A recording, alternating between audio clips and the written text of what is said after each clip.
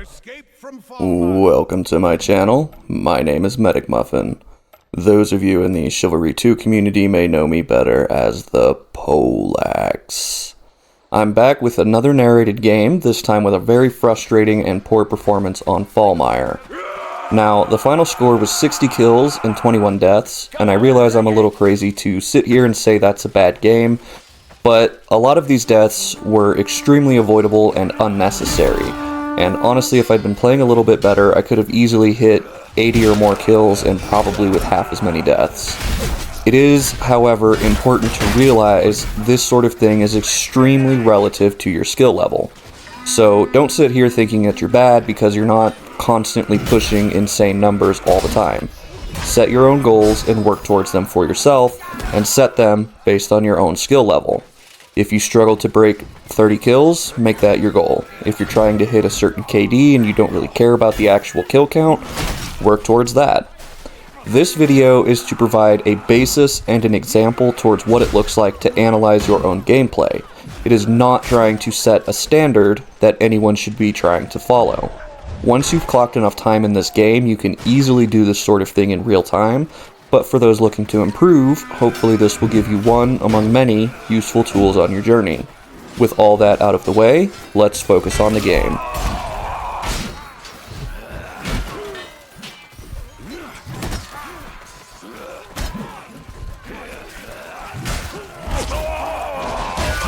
Now, the slash counter feint there, the timing was good, but his weapon swung around my block. This is why people will always tell you, look at the tip of their weapon.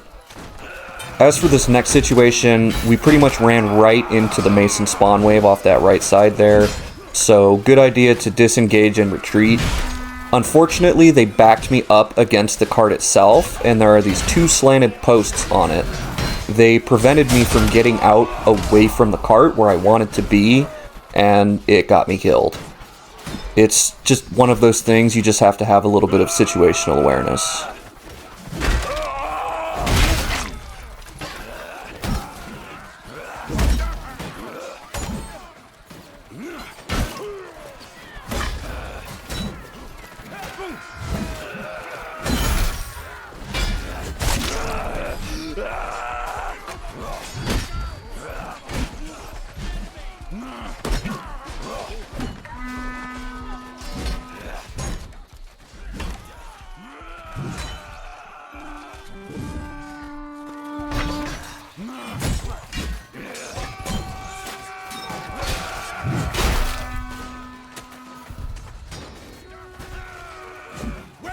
My brothers, all of those prisoners have been liberated. Brothers, reach the gate so that we may enter the village.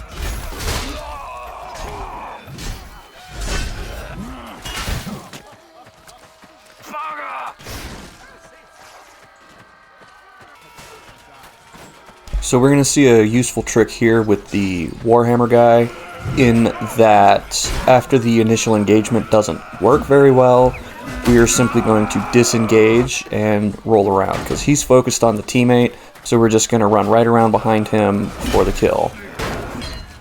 So as I continue to fight, I am going to get pinged by the archer. This is something that's really hard to avoid.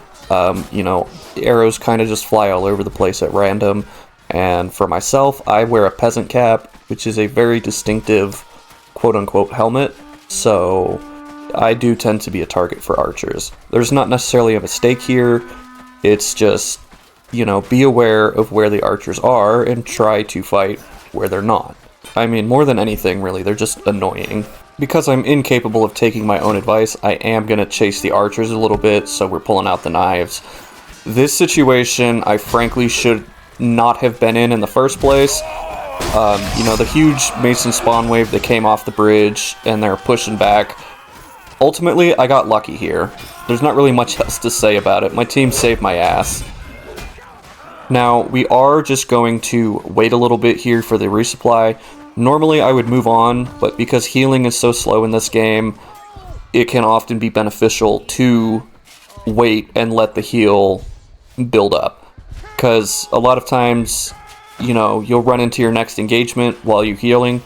You'll only have half your health, and someone will just drop you with a single heavy overhead.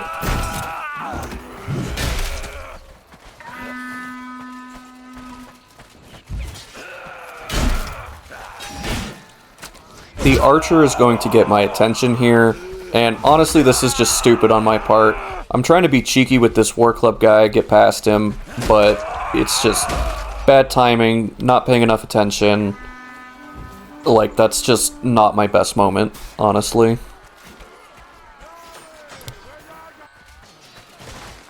Now, as we take another run up here, we are, of course, secured on the bridge, so that objective will be complete soon.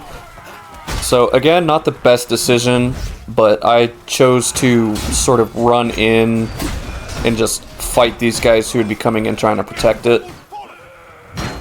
And just up against the wall like this, everybody's hitting the wall, and ultimately what happened was one of the enemy counters got stuck on his teammate, and I tried to counter it, which let somebody else hit me with an overhead. Which is unfortunate, but it's one of the reasons fighting in cramped spaces is just generally not a good idea, unless you're rocking like a short one-hander. This war club guy, I got very overeager with him. I won on a gamble.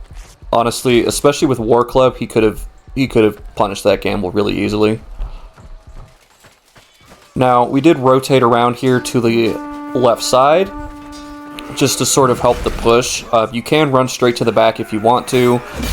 Usually you're not going to do much, so as I said in my last narrated game, this is sort of one of those things where you want to fight with your team, and you want to help them push up, because then you will have support from your team, just like that.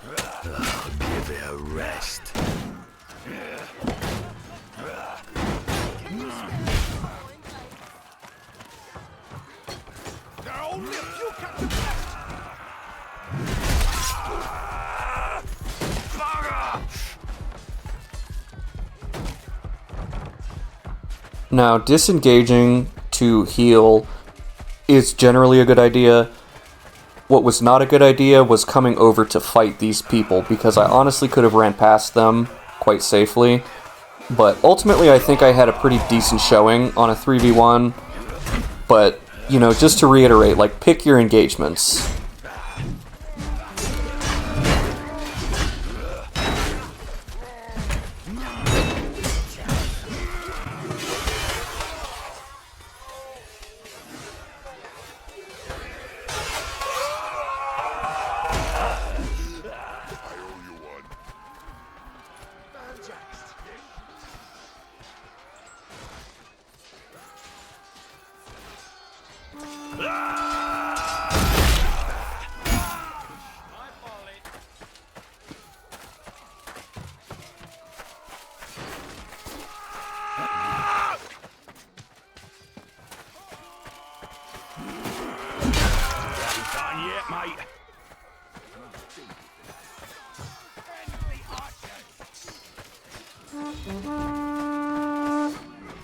Honestly, I was not coming up here intending to push the cages, but once I got here, I saw that it was totally free and open, so, you know, take it where you can. Now, when you're fighting a 1vx around objectives like this, typically you want to have them feed counters and ripostes so that you can swing them into the cage, which is exactly all I'm doing here. You see, I'm constantly trying to get back to that cage, and I will get it open, as well as killing this dumb idiot archer, like the dumb idiot archer that he is. Take the bridge! We must cross into the keep!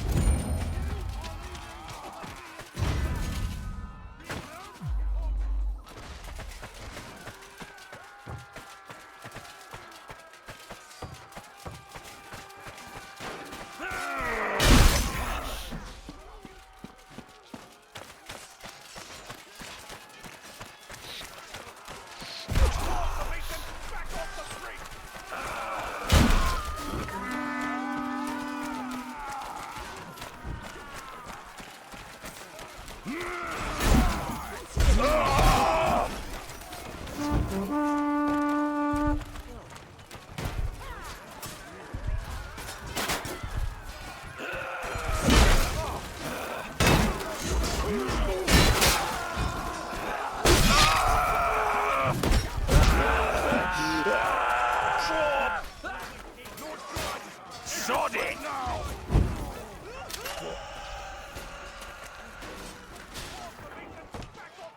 Flame it, heck!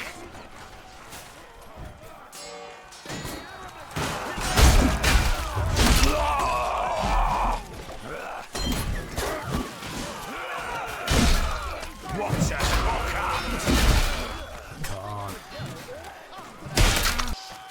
Now, coming up is something that I always find frustrating because of the inconsistency. Now, I'm gonna fall off the bridge here, and there's like a slanted wall on the side of the bridge, and if you touch that, you will completely fall over when you get to the ground. So what happened was, I fell over because I hit that slanted wall on the side, and the guy who killed me, he just jumped right off. So this is one of those things that's kind of, you know, it's my fault for getting knocked off the bridge in the first place, but it's also just a frustrating bit of inconsistency here, because you can see the other mason comes sliding down the wall as well. So there's no excuses, but it's just, you know, you have to be prepared for that unique brand of chivalry jank. As I move on with this match, I am going to start pulling these flanks here. Now, these are sort of intentionally sacrificial, like, I'm not really intending to, you know, do anything particularly crazy here. I just kind of want to be a distraction, kill some archers, and maybe hold up a few people out of the spawn wave.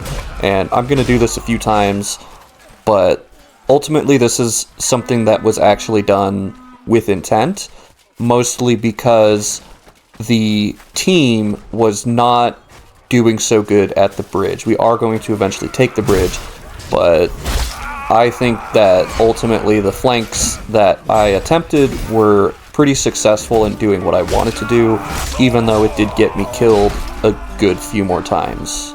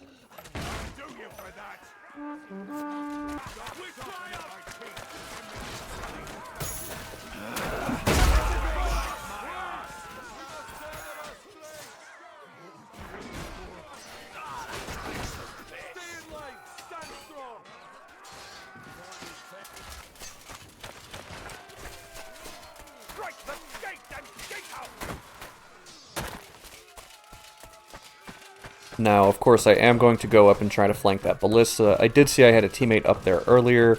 I am just going to come up here and double check. He's still up there, so it's all good. Getting stuck in this doorway here was really, really bad. That was just a perfect storm of bad luck, poor timing, bad decision making. and we see the results of it.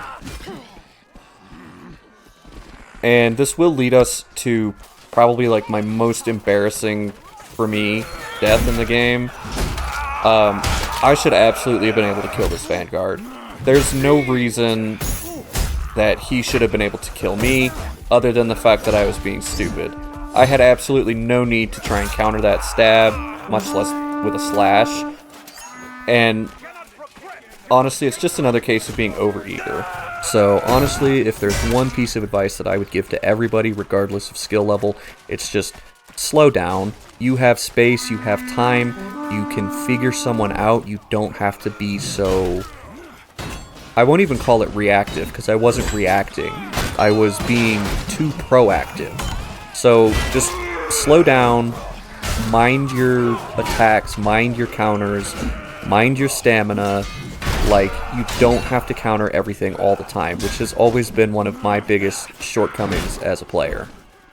So I am going to try and pull this flank again, and it's not going to work as I intended, but I do think that ultimately I managed to pull enough people to me, and those are all people who were not trying to stop my teammate from breaking down the gate.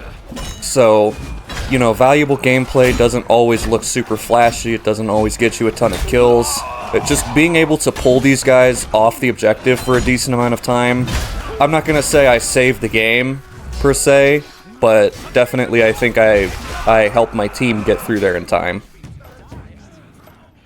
We must free our champion! Use the cranks to open his cage!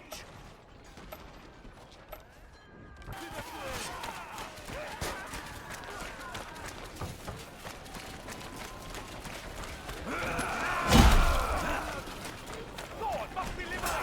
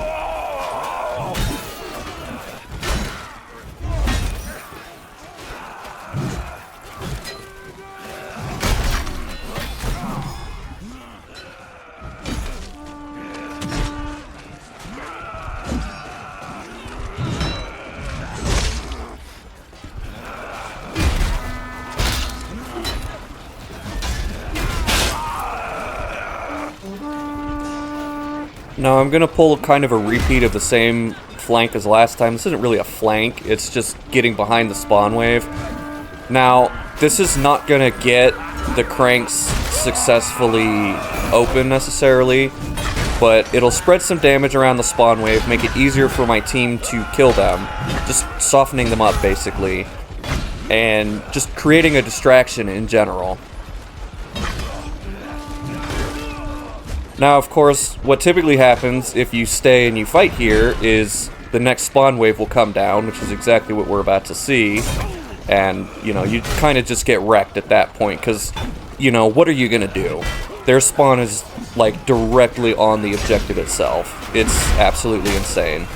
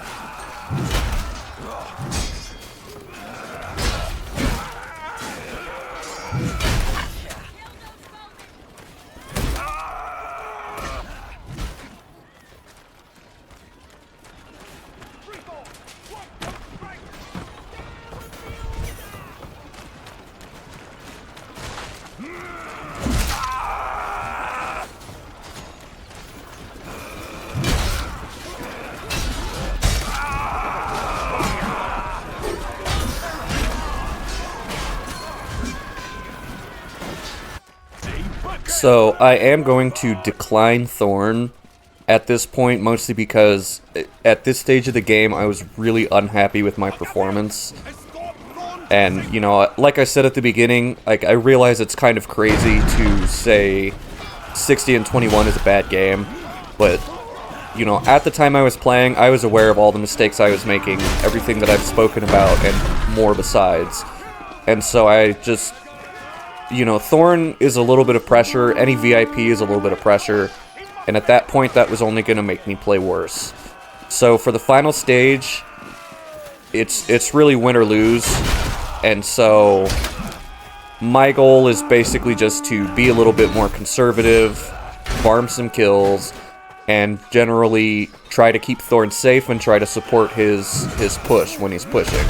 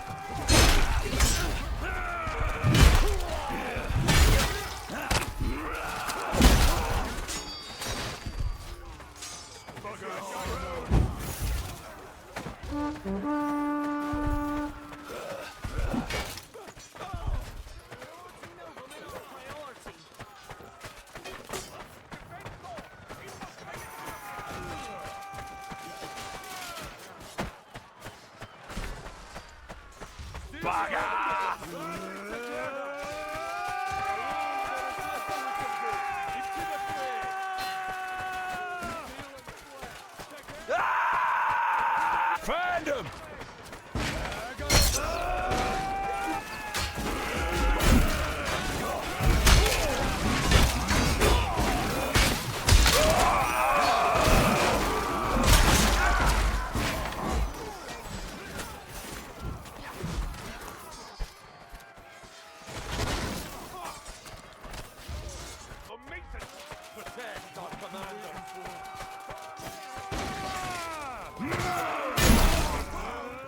Sorry, Gav.